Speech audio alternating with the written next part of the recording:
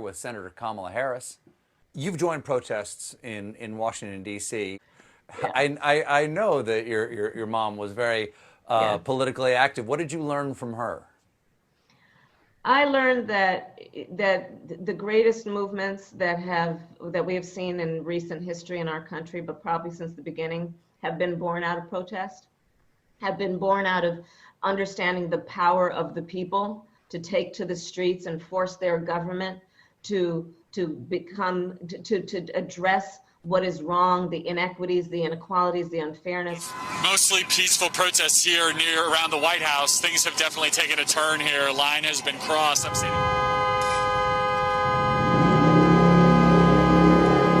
But also the conscience of a government is its people, to force the government to be true to the ideals that we say we hold dear.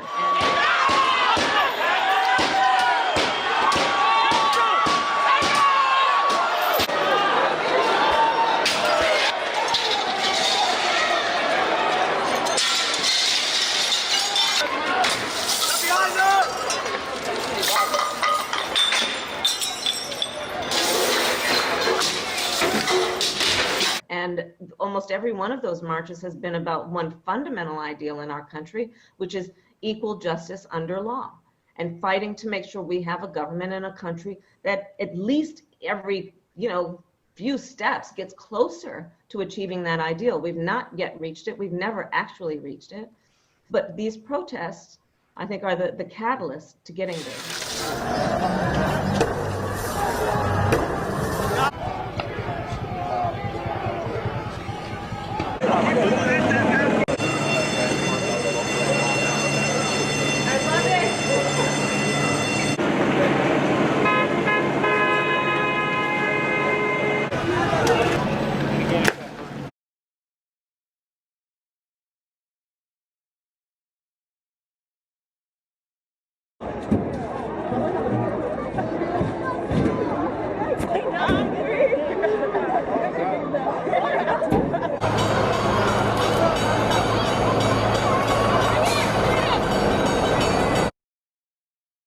Really, it's a beautiful sight. People of every race, age, gender, together.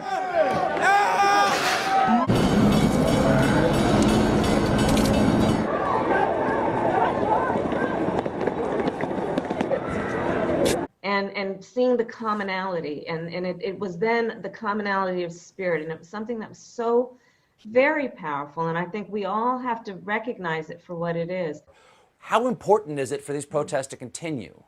It's critically important. And I'm going to tell you something. The only way we're going to truly achieve change is when there are people in the system who are willing or pushing to do it, and when there are those folks who are outside of the system demanding it. Mostly peaceful protests here. The intensity and the brilliance of that movement that forced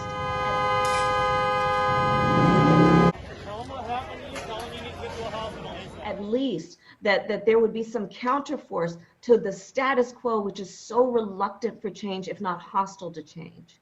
That's what these movements do.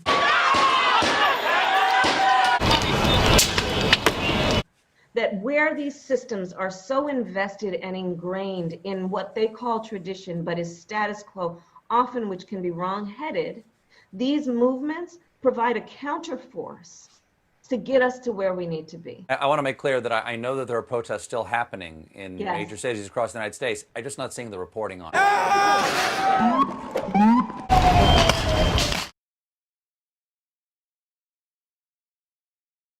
That I had that's right. for the first few weeks. That's right. But they're not going to stop. They're not going to stop. And they're not, this is a movement, I'm telling you.